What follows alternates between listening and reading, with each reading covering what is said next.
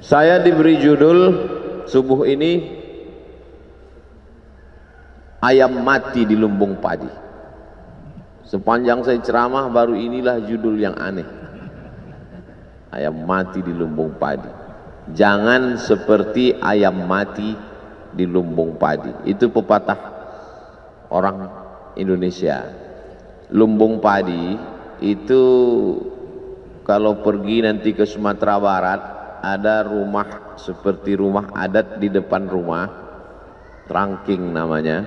Itu tempat menyimpan padi. Supaya apa? Supaya nanti di musim paceklik, musim kemarau, sawah tidak tumbuh hijau, tidak terjadi kelaparan. Di Pulau Jawa, di Kalimantan, di Sulawesi, bahkan di Papua juga begitu tabiat orang Indonesia. Memang dia punya persiapan. Kalau di tempat lain makanannya sagu, ada tempat penyimpanan sagu. Di daerah timur sana makan sagu. Saya ceramah ke daerah Sulawesi, ke Papua, di Sorong, di Raja Ampat, di Fak-Fak, diberi sagu. Ini makanan enak Pak Ustadz, saya coba, enak. Cuman cepat laparnya, karena kita biasa makan nasi. Artinya apa? Ada persiapan untuk masa depan. Itu diajarkan Allah Subhanahu wa ta'ala dalam surah Yusuf. Ketika dia diberikan Allah Ta'ala ilham melalui mimpi, wahyu. Bagi kita tidak ada wahyu karena sudah putus dengan datangnya Nabi Muhammad SAW. Habis. Al-yawma akmaltu lakum dinakum wa atmamtu alaikum ni'mati wa raditu lakumul islam dina. Habis, tak ada lagi wahyu. Tapi kemudian ilham tetap terus ada. Lil insani lammatani, manusia ini punya dua lammah. Bisikan-bisikan yang datang dari malaikat disebut ilham. Bisikan-bisikan yang datang dari syaitan disebut waswasah. Makanya kita selalu minta perlindungan Allah dari waswasah. Qul a'udzu birabbin nas, malikin nas, ilahin nas, min syarril waswasil khannas. Nama perbuatannya waswasa, yuwaswisu. Perbuatannya waswasah. Tempat dia berbisik, alladzi waswisu fi sudur, di dada. Bagian yang sebelah mana? Atas, bawah, kanan, kiri. Yang sebelah kiri. Tempat jantung berdetup, berdetak, berdegup sebelah kiri. Makanya jantung itu kita isi dengan zikir. Afdhalu zikri fa'lam annahu la ilaha illallah. Ke situ untuk mengusir bisikan-bisikan setan. Tabiat dia khannas, bersembunyi. Kenapa disebut dia bersembunyi? Karena dia mengintai seperti tikus di lubang mengintai kucing. Kalau dia lihat ada kucing, dia khannas, bersembunyi. Tapi ketika dia lihat tidak ada kucing, dia keluar. Maka saat hati berzikir, dia bersembunyi. Saat hati lalai, dia keluar. Maka kata Allah, wala takum minal ghafilin, jangan kau lalai. Kun ma'allah, selalulah engkau bersama dengan Allah. Selalulah engkau bersama dengan Allah. Kalau engkau tidak bisa bersama dengan Allah, fakun man ma'allah, hendaklah engkau bersama dengan orang. Kalau kau duduk dengan dia, kau ingat Allah. Nah, kayak kalau duduk dengan almarhum dulu, ingat Allah. Duduk dengan Abah Raud, ingat Allah. Saya kalau duduk dengan ulama itu, Pak Ustadz, saya ingat Allah. Alhamdulillah. Tapi kalau saya duduk dengan Ustadz, saya ingat proposal. Oleh sebab itu maka kun ma'allah.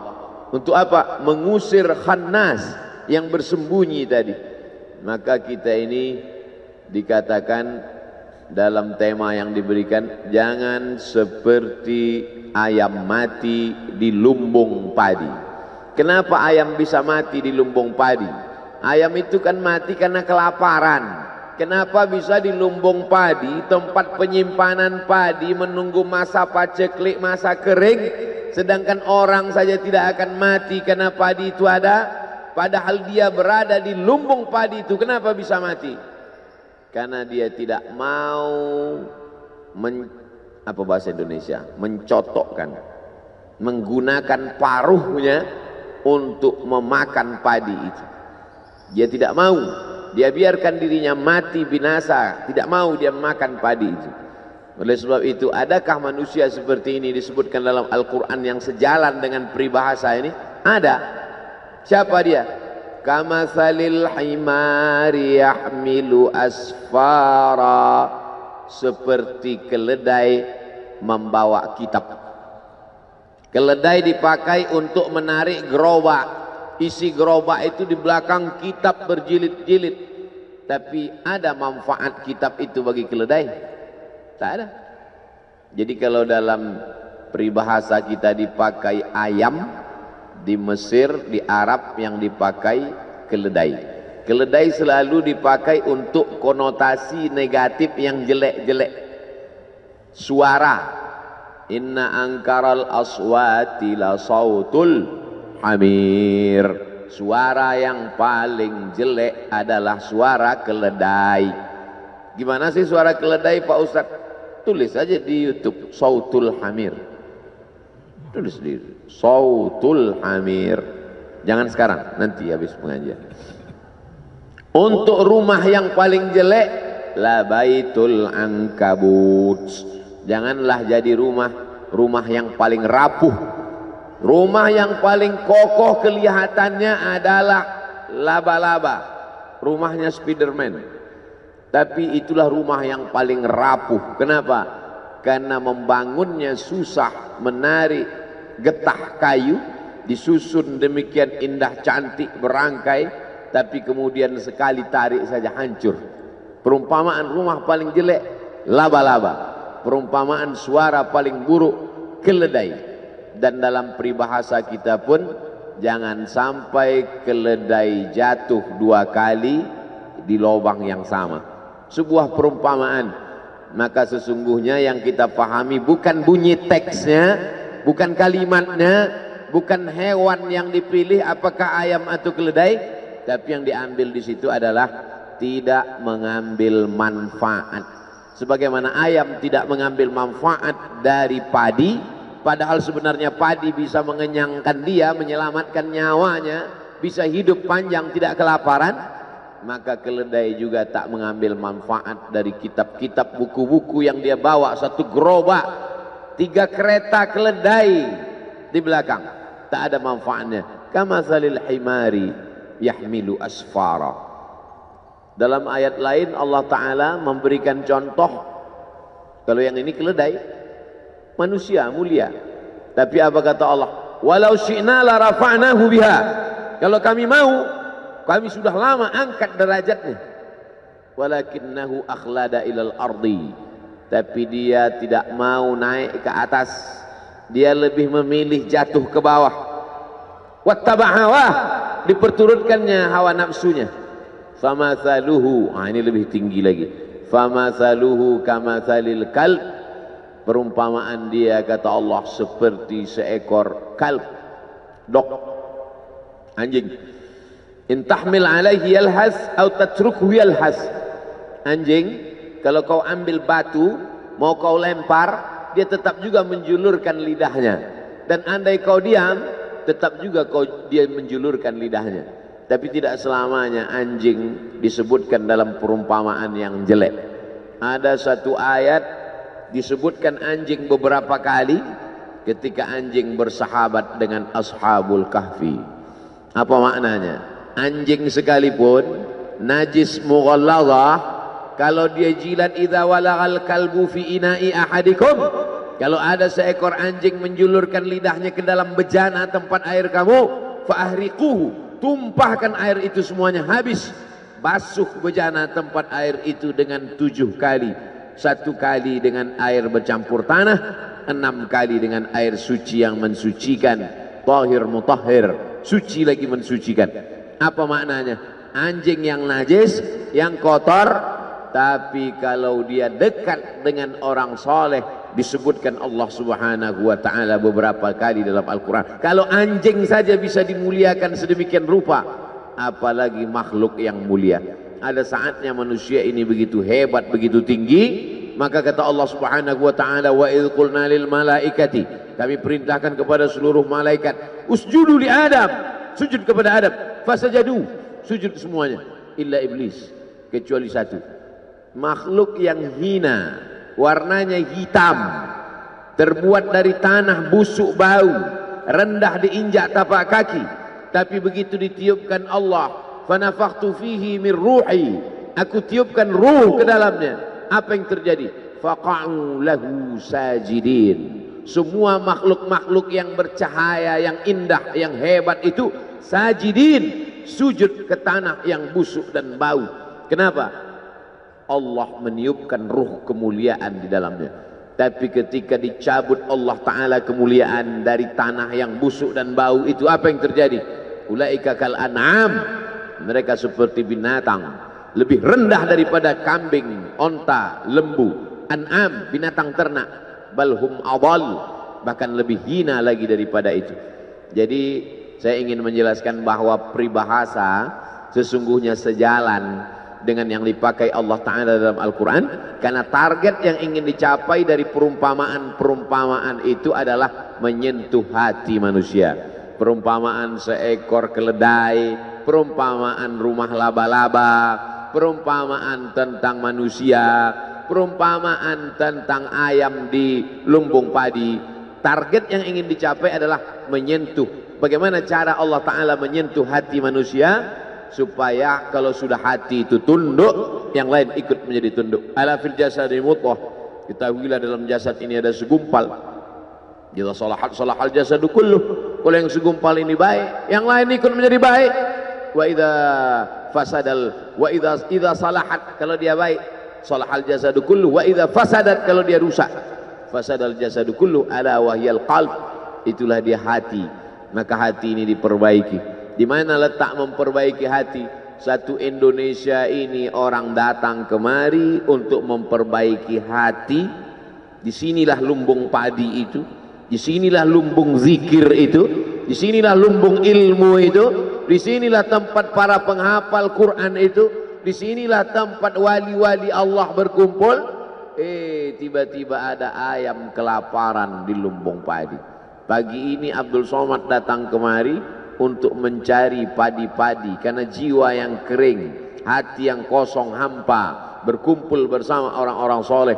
Idza marartum biriyadil jannah farta'u, kalau kamu lewat di taman surga, kalau kamu lewat mampir singgah melalui taman surga, farta'u, makan minumlah kamu di taman itu. Kata sahabat, mana ada taman surga di dunia ya Rasulullah? Taman surga itu kan di akhirat. Kata Rasulullah, ada taman surga di dunia. Apa itu? Majalisul zikri, majelis zikir. Jangan sampai ayam mati di lumbung padi. Padi materi, benda, bisa mengenyangkan lambung ayam. Tapi yang kita maksud di sini kiasan bukan padi materi beras, bukan jagung, bukan sagu, bukan beras. Yang dimaksud apa? Yang mengenyangkan spiritual kita. Kalau anak tidak dikasih makan sarapan pagi, dia nanti akan makan makanan yang belum pasti, steril, pewarnanya pewarna tekstil. 3 hari tidak basi karena ternyata pakai pengawet. Bukan cuma pengawet itu mengawetkan makanan dia, dia awet sekalian. Gara-gara pengawet terlalu banyak. Maka orang tua yang khawatir anaknya jajan sembarangan di pinggir jalan, dikasih makanan. Ini materi, makanan ini materi, beras ini benda, sagu ini benda, jagung ini benda. Benda hanya bisa mengenyangkan benda. Materi beras, jagung, padi mengenyangkan lambung, karena lambung juga materi. Tapi jiwa manusia bukan materi. Ada zahir, ada batin, ada spiritual, ada material. Makanya selalu dalam sambutan kami berterima kasih kepada seluruh panitia yang sudah memberikan sumbangan material maupun spiritual. Sesungguhnya orang-orang barat yang mengikut filsafat wujudiyah, ada namanya filsafat wujudiyah. Wujud artinya ada. Dia hanya percaya pada sesuatu yang ada di depan mata. Apakah Abdul Somad itu ada? Ada. Kenapa dia ada? Karena bisa dilihat mata, bisa ditangkap dengan panca indera, bisa disentuh dengan tangan. Maka Abdul Somad itu ada. Adakah ruh Abdul Somad? Ruhnya tidak ada. Karena ruh tidak bisa dilihat mata, tidak bisa disentuh tangan, tidak bisa diraba, ditangkap dengan panca indera. Maka tidak ada. Filsafat itu disebut dengan filsafat wujudiyah. Bahasa Inggrisnya materialism. Diambil dari kata materi, benda. Maka kalau tidak nampak, tidak ada. Malaikat kiraman katibin, tidak ada. Raqib dan atid, tidak ada. Alam barzah, tidak ada. Sorga, tidak ada. Karena tak dilihat oleh mata. Puncaknya adalah Tuhan, tidak ada. Maka lahirlah generasi-generasi ateis. A, tidak ada. T, Tuhan. Is, keyakinan. Ateis, keyakinan yang meyakini bahwa Tuhan tidak ada. Tapi aneh bin ajaib, ketika dia mau mati kecelakaan, dia minta tolong, dia tulis SOS, save our soul, selamatkan jiwa kami. Katanya tidak percaya kepada yang gaib, tapi dia minta selamatkan, save our soul. Mestinya kalau tidak percaya kepada jiwa, tidak percaya kepada roh, tidak SOS, SOB, save our body. Dan dalam lagu kebangsaan Indonesia kita nyatakan, kami percaya kepada yang zahir dan batin. Indonesia Raya, bangunlah jiwanya dulu dibangun, barulah bangun badannya. Maka membangun badan ini nomor 2. Tapi kalau kita tonton TV, iklan yang paling banyak itu membangun jiwa atau membangun badan? Membangun badan. Cobalah tonton TV, ambil kertas, bawa pena. Dari jam 6 pagi sampai jam 6 sore nanti tonton. Kasih, ambil kertas, garis di tengah, buat membangun jiwanya, membangun badannya. Berapa yang membangun jiwa, berapa membangun badan. Air ini membangun jiwa, membangun badan. Membangun badan. Dia materi. Maka materi hanya bisa menyelesaikan masalah materi. Masalah materi mana yang mau diselesaikan dengan materi ini?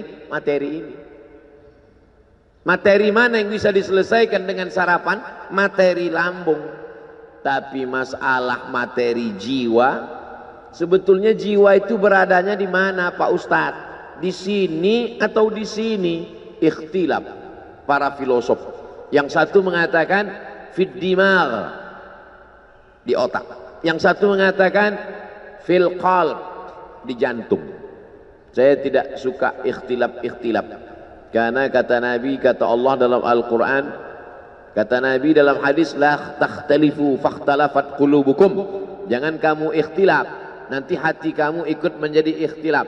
Saya mengkombinasikan aja antara dua pendapat ini. Berawal dari jantung naik ke otak. Jadi kalau ada mengatakan, sebetulnya kita saat berpikir itu di mana? Di sini atau di sini? Am ala qulubin afala yatadabbaruna al-Qur'an? Mengapa mereka tidak merenungkan Al-Quran? Am ala qulubin aqfaluha? Atau hati mereka terkunci? Kalau begitu, berpikir itu di hati katanya. Ini dalil mereka yang mengatakan bahwa letaknya itu yang gaib, itu letaknya di hati. Dan banyak sekali hadis-hadis mengatakan di hati. Tapi banyak orang selalu mengatakan, marilah kita berpikir. Pernah nggak orang ngomong, marilah kita berpikir? Think, marilah kita berpikir. Lalu saya temukan ada pendapatnya yang mengkombinasikan antara duanya. Kata dia berawal dari jantung, dari kemudian naik ke otak. Sesuai dengan para dokter ahli medis kita juga berkata demikian. Berawal dari degup, detak, hembusan darah di jantung, dari jantung lalu kemudian menyembur ke otak, otak ini disegarkan, lalu dari otak turun ke mata, dari otak ke tangan. Makanya orang kalau sudah bermasalah otaknya, makan otak-otak.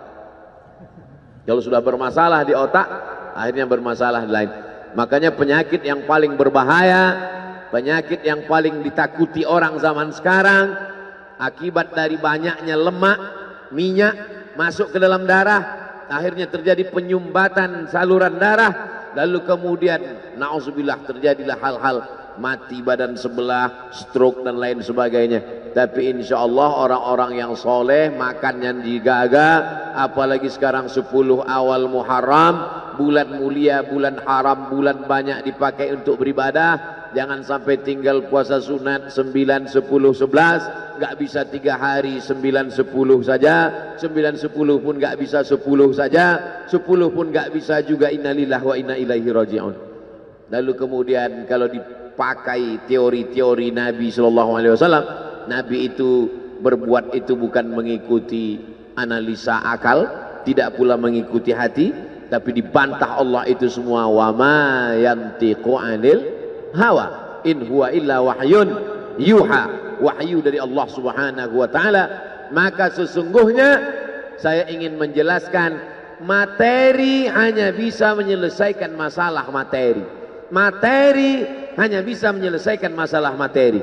Sedangkan yang dimaksud dengan non materi, membaca Quran, zikir, duduk dengan orang-orang soleh, pengajian, tasbih, tahmid, takbir, solawat, majelis ilmu, itu adalah menyelesaikan non materi. Makanya kita Islam ini diajarkan keseimbangan.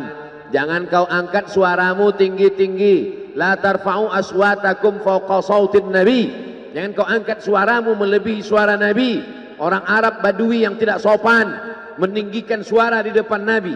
Turun ayat, la tarfa'u aswatakum fawqa sautin nabi.